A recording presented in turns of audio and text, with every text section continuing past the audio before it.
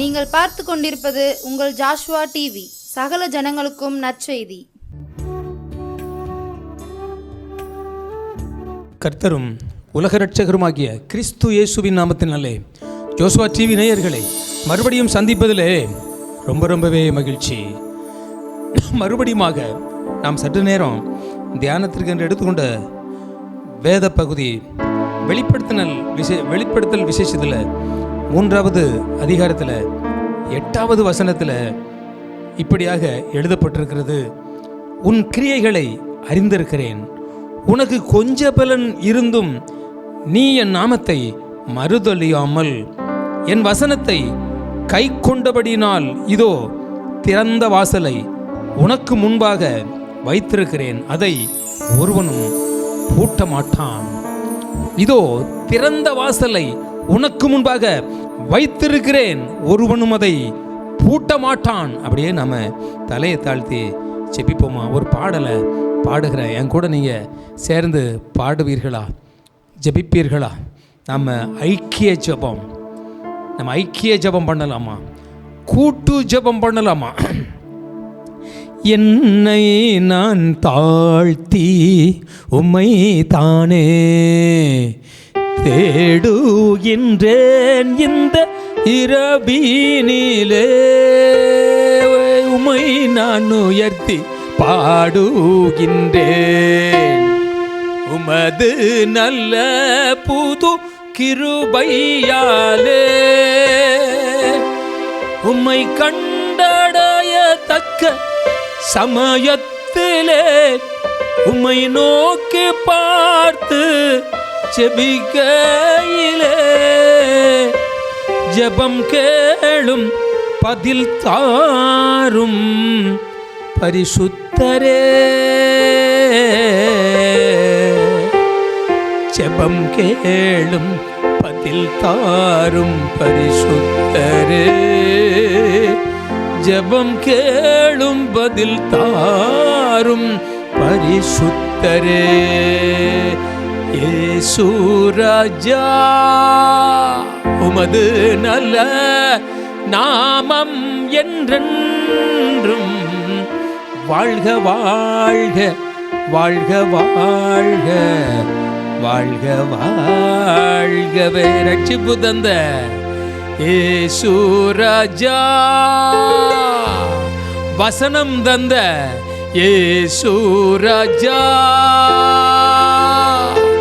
துக்கத்தை மாற்றின இயேசு ராஜா, உமது நல்ல நாமம் என்றென்றும் வாழ்க வாழ்க வாழ்க வாழ்க வாழ்க வாழ்கவே.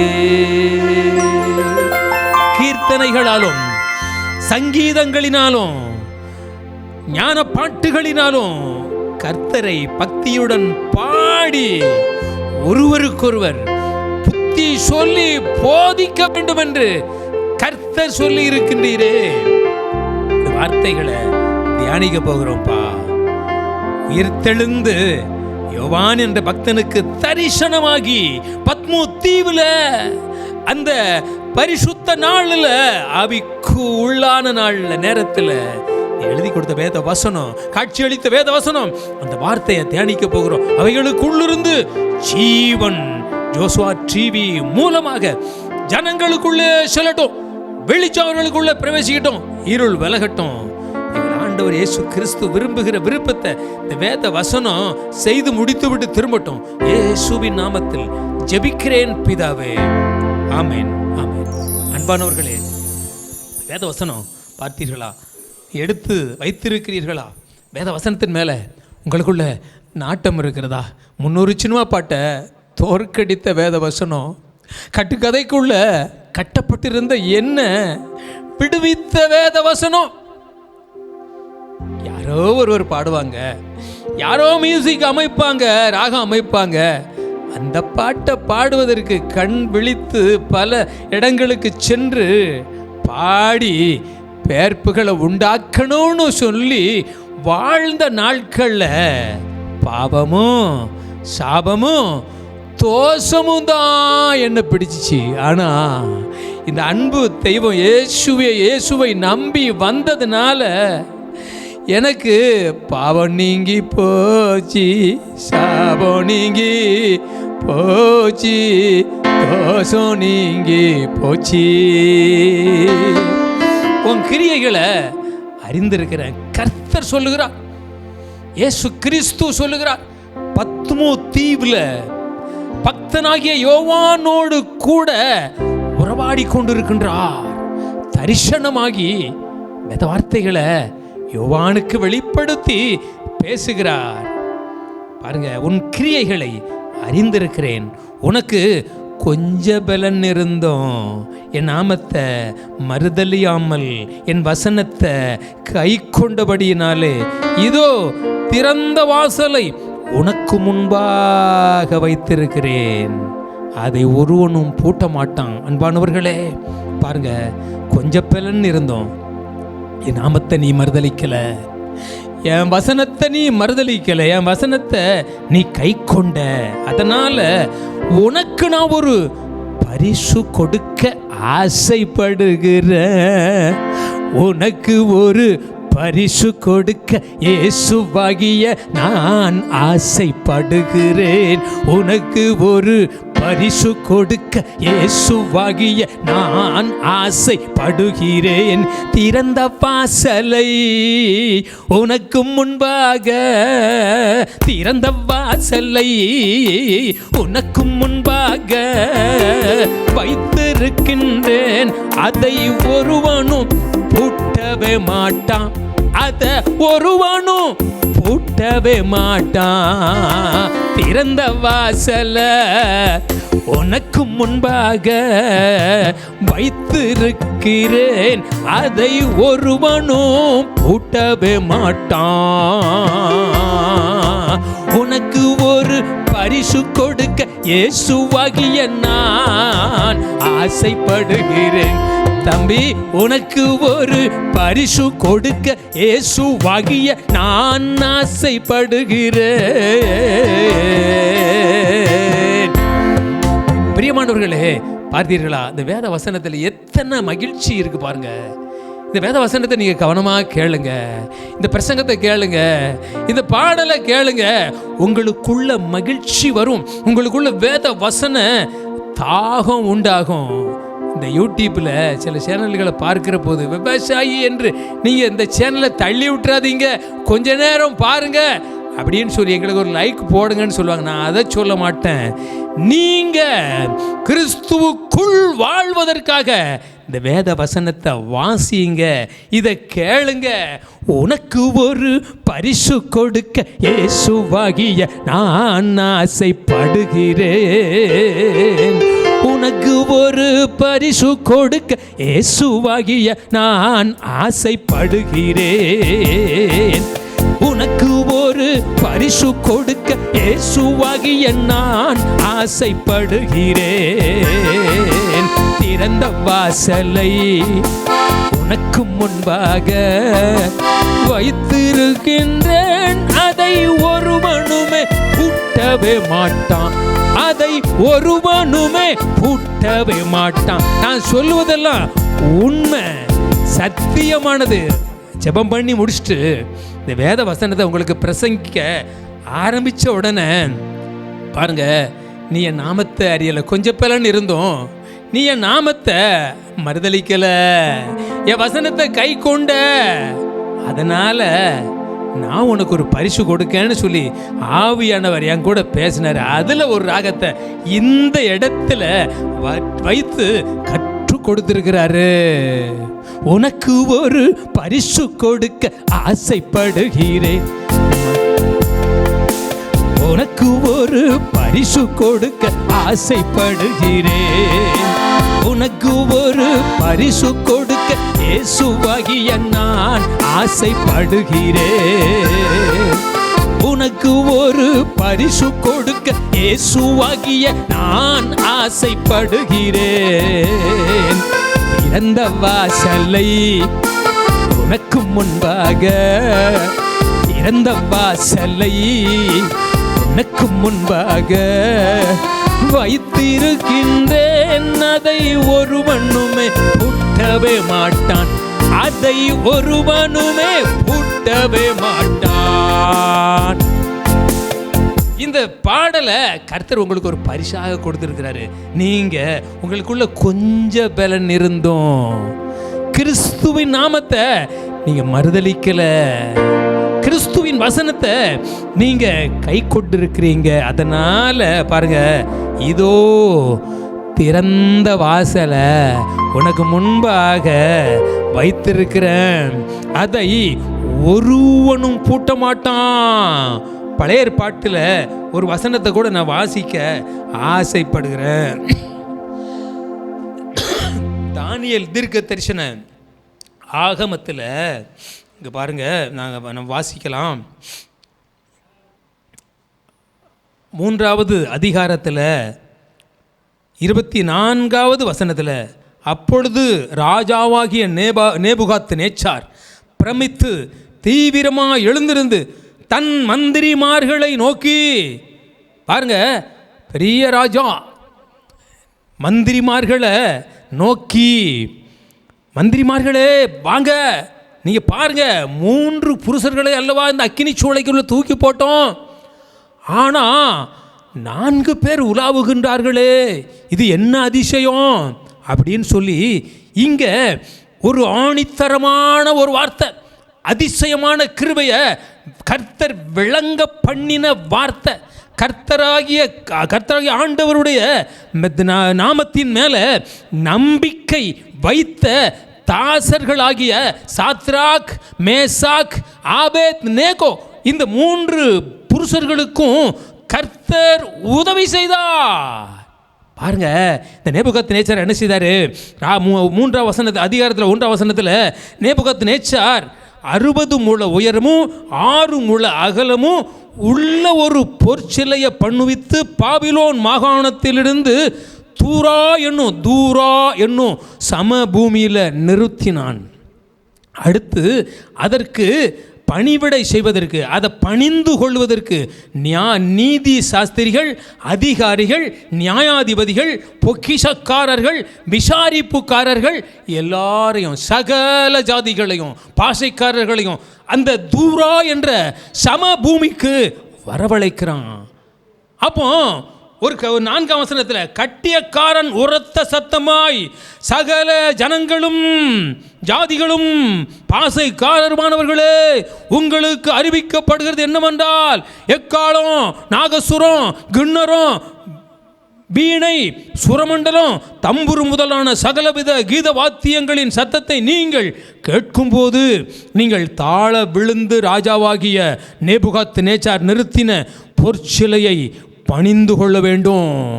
பாருங்க, ராஜாவால் ஒரு பொற்சிலை தூரா என்ற சம பூமியில் உண்டாக்கப்பட்டு நிறுத்தப்பட்டு இருக்கிறது. அந்த தூரா என்ற இடத்திற்கு சகல ராஜ்யங்களில் உள்ள எல்லா ஜாதிகளும், பாஷைக்காரர்களும், அதிகாரிகளும், ஆளுநர்களும் வந்து சேர்ந்தாங்க. கட்டியக்காரன் சொல்கிறான், பலவிதமான மியூசிக். இப்போ சாலமோன் எங்கள் கூட இருந்து எங்களுக்கு அருமையாக, அழகாக, நாங்கள் ஆச்சரியப்படத்தக்க அளவுக்கு, கர்த்தருடைய நாம மகிமைப்படத்தக்க அளவுக்கு கர்த்தருடைய கரத்தில் அலங்காரமான பாத்திரமாக சொலித்து கொண்டு எங்களுக்கு இசையை மீட்டு கொண்டு இருக்கின்றாங்க. இது உலகத்திற்காக அல்ல, உன்னத வீட்டிற்காக.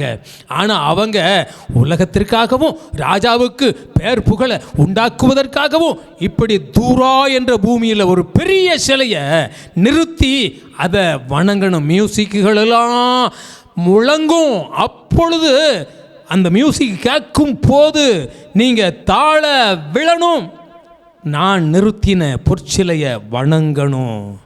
இங்கே சாத்ராக், மேசாக், ஆபேத் நேகோவும் அங்கே இருக்கிறாங்க, அவங்களுக்கும் சொல்லப்படுகிறது.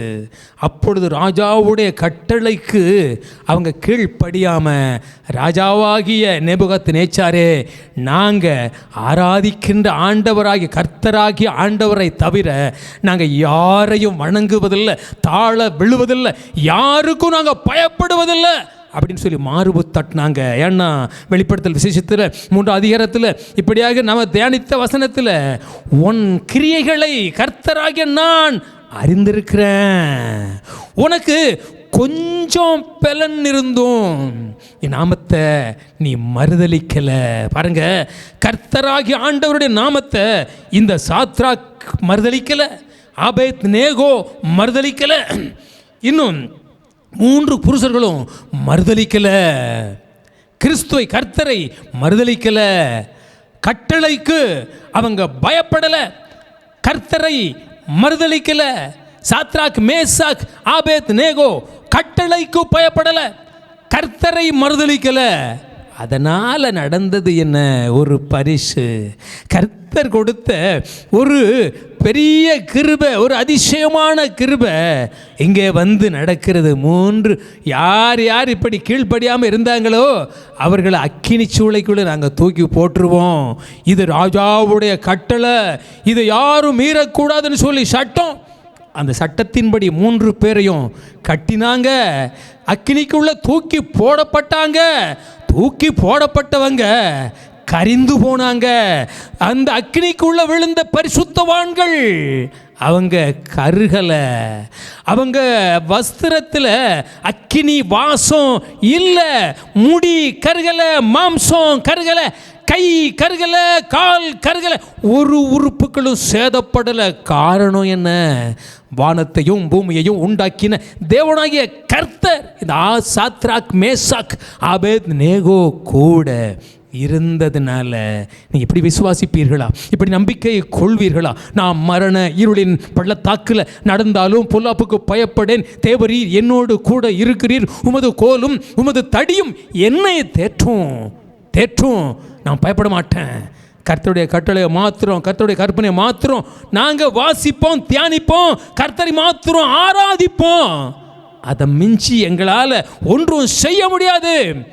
கர்த்தரை மறுதலிக்கல, கட்டளைக்கு பயப்படல. இதுதான் இந்த விசுவாசம் தான் ஒரு அற்புதத்தை, ஒரு மாற்றத்தை, ஒரு மகிழ்ச்சியை கொண்டு வந்தது. ஒரு மாறுதலான காரியம். எஸ்தர் புஸ்தகத்தில் நான் வாசிக்கிறோம், காரியம் மாறுதலாய் முடிந்தது. இங்கே அப்படித்தான் முடிந்தது. இவங்க தூக்கி போடப்பட்ட உடனே அக்கினிக்குள்ளே எரிஞ்சு போவாங்கன்னு சொல்லி கண்களெல்லாம் பார்த்து கொண்டிருந்தது. உயிருடன் நீ இருக்கும் வரைக்கும், உயிருடன் நீ இருக்கும் வரைக்கும் உன் முன்பு ஒருவனுமே எதிர்த்து நிற்பது இல்லை, உன் முன்பு ஒருவனுமே எதிர்த்து நிற்பது இல்லை. வழி நடத்திடுவார், வாழ வைத்திடுவார், வாழ்ந்து காட்டுவாய், நீ வாழ்ந்து காட்டுவாய். வழி நடத்திடுவார், வாழ வைத்திடுவார், வாழ்ந்து காட்டுவாய், நீ வாழ்ந்து காட்டுவாய். நான் வழிபடுகிற ஆண்டவர் என் இயேசு, உன்னை வழி நடத்திடுவார், உன்னை வாழ வைத்திடுவார். நான் வழிபடுகிற ஆண்டவர் என் இயேசு, உன்னை வழி நடத்திடுவார், உன்னை வாழ வைத்திடுவார். கர்த்தரின் வழிகளிலே நடந்திடு, கர்த்தரின் வழிகளிலே நடந்திடு, உத்தம மார்க்கத்தாரின் பட்டியலிலே இடம்பெறு, உத்தம மார்க்கத்தாரின் பட்டியலிலே இடம்பெறு. வழி நடத்திடுவார், வாழ வைத்திடுவார், வாழ்ந்து காட்டுவாய், நீ வாழ்ந்து காட்டுவாய். வழி நடத்திடுவார், வாழ வைத்திடுவார், வாழ்ந்து காட்டுவாய், நீ வாழ்ந்து காட்டுவாய். ராஜாவுடைய கட்டளை இவங்களை சேதப்படுத்த முடியல, மனுஷங்க எதிர்த்து பேச முடியல. காரணம், இவங்களுக்குள்ள ஏதோ ஒண்ணு இருக்கு. மந்திரம் இல்ல, தந்திரம் இல்ல, மாயா ஜாலம் இல்ல. அண்ட சராசரங்களையும் உண்டாக்கின ஆண்டவர், சாத்ராக் மேசாக் ஆபேத்நேகோ கூட இருந்ததுனால அந்த அந்நிய தேசத்துல என் நாமத்தை நீங்க மறுதலிக்கல.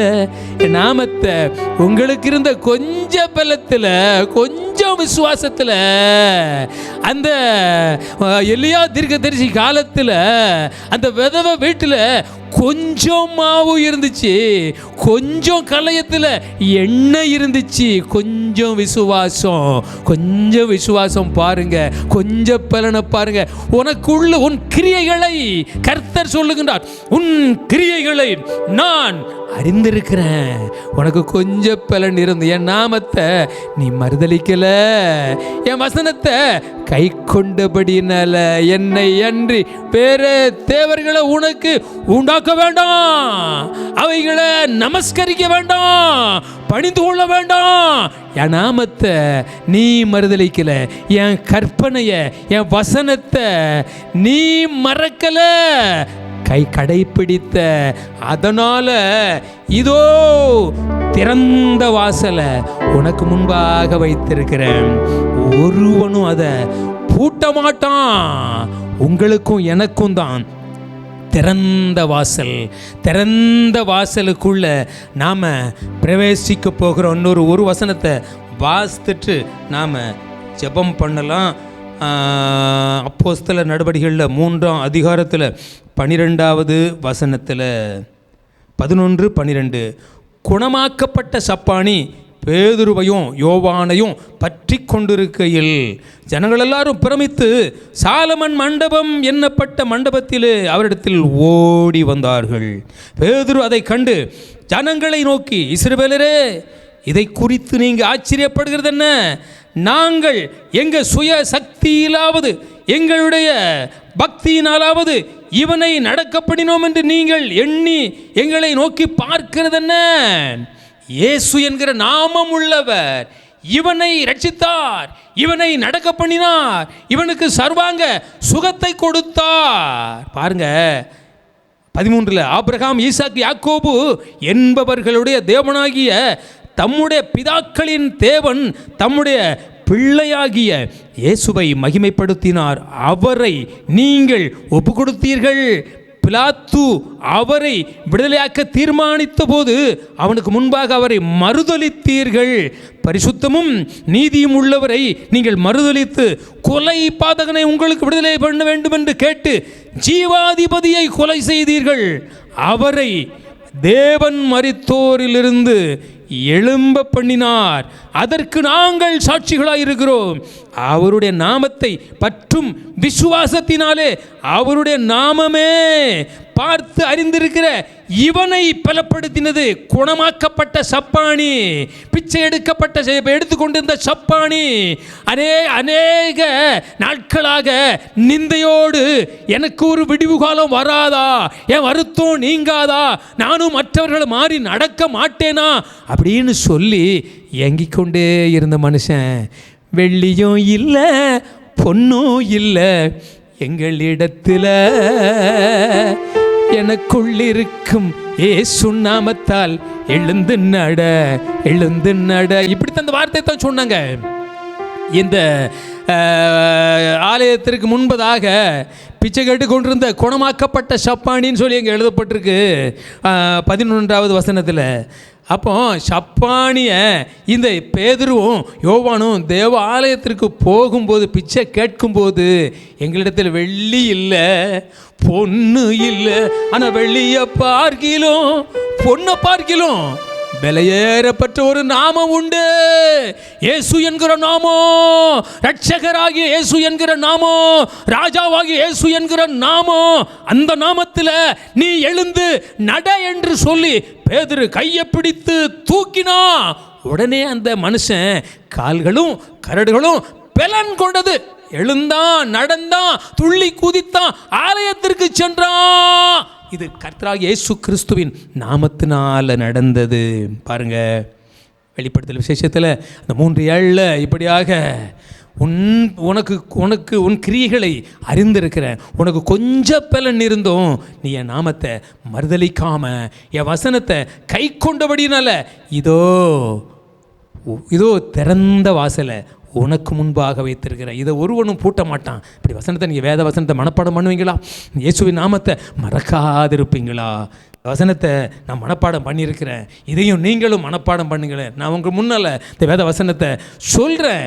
வேத வசனத்தை மனப்பாடம் பண்ணக்கூடிய ஒரு கிருபையை இந்த ஜெப வேளையில் கர்த்தராகிய ஆண்டவர் உங்களுக்கு கொடுப்பார். பாருங்க, வெளிப்படுத்தல் விசேஷத்தில் 3வது அதிகாரத்தில் 7வது வசனத்தில் இப்படியாக உன் கிரியைகளை நான் அறிந்திருக்கிறேன். நான் உங்கள் முன்னாடி சொல்லுது, அறிக்கை எடுக்கிறேன். உன் கிரியைகளை நான் அறிந்திருக்கிறேன், உனக்கு கொஞ்ச பலன் இருந்தும் நீ என் நாமத்தை மறுதலிக்காம என் வசனத்தை கை கொண்டதுனால இதோ திறந்த வாசலை உனக்கு முன்னாடி வைத்திருக்கிற, ஒருவனும் அதை பூட்ட மாட்டான். 2 சம்பவத்தை பார்த்தோம். சாத்ராக், மேசாக், ஆபேத்நேகோ என்ற பரிசுத்தவான்களை பார்த்தோம். கர்த்தருடைய நாமத்தை மறுதலிக்கலை. இந்த யோவானும் பேதுருவும் கர்த்தருடைய நாமத்தை மறுதலிக்கலை, கர்த்தருடைய நாமத்தை மகிமைப்படுத்தினாங்க. நாமும் சாத்ராக், மேசாக், ஆபேத்நேகோ போல, இந்த பேதுரு, யோவானை போல நமது உலகத்தில் கர்த்தருக்கு சாட்சியாக வாழ்வோம். ஜெபம் பண்ணுவோமா? பரிசுத்தமும் அன்பும் நிறைந்த நல்ல ஆண்டவரே, கொஞ்ச நேரம் இந்த வேத வார்த்தைகளை நீர் யோவானுக்கு தரிசனமாகி சொல்லிய வார்த்தைகளை, உண்மையுள்ள வார்த்தைகளை, உன்னத வார்த்தைகளை, ஜீவனுள்ள வார்த்தைகளை அப்பா இந்த உலகத்திற்கு நாங்கள் தியானம் பண்ணி அனுப்புகிற நீர் விரும்பின காரியத்தை வேத வசனம் செய்து முடித்து விட்டு திரும்பட்டும். இயேசுவின் நாமத்தில் ஜெபிக்கிறேன் எங்கள் ஜீவனுள்ள நல்ல பிதாவே, ஆமென்.